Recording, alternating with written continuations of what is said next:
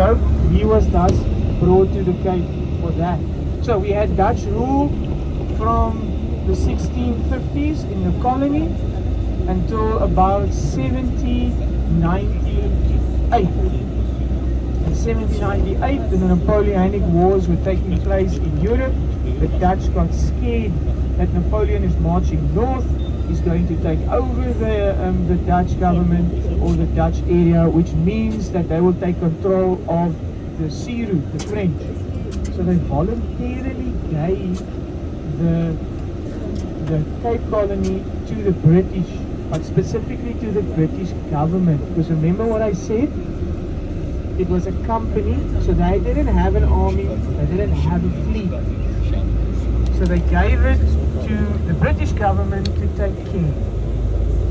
They did this, the British took over, they took care of it. When Napoleon's march came to an end, they voluntarily gave it back in 1804. But as soon as they did that, the British realized they shouldn't have done that. It was quite nice actually being in control. Found 2 ships, and they only needed 2 ships. Because like I've now said before, the VOC only had some mercenaries, some security. They didn't have an actual standing fleet or army. Thus, the 2 skirmishes took place. One in Table Bay, which is close to where we took, where we got off or started there in Cape Town. And our next one was here in Muizenberg. Now we'll be able to see the beach a little bit later as we drive a little bit closer to it. We'll be able to see the beach. Within a few days, everything was said and done. Battles won, and the British took over. So from the early 1800s, we had British rule all the way to 1910 when South Africa became a union, but we were still under British control. In 1948, a few years after the Second World War, we became a republic. But unfortunately, a year or 2 later, that is when apartheid started.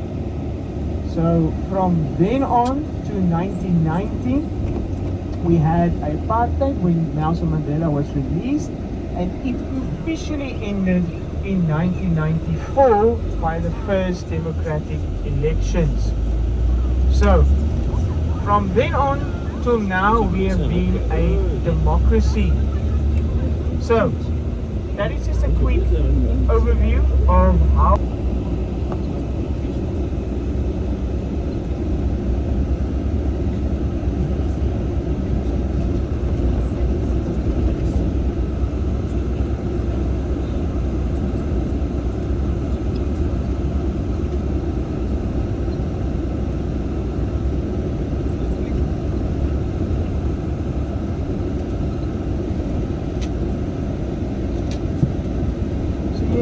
If you look to your left, you see a few wetlands. This is one of the few places in Cape where we have natural wetlands, and obviously as any wetland, it is home to a great variety of species of birds, animals, and specifically plants.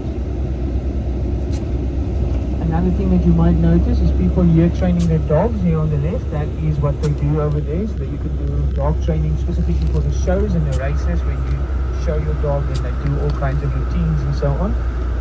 South Africa is now in school holidays, so you might see a few more people doing leisure activities than per usual.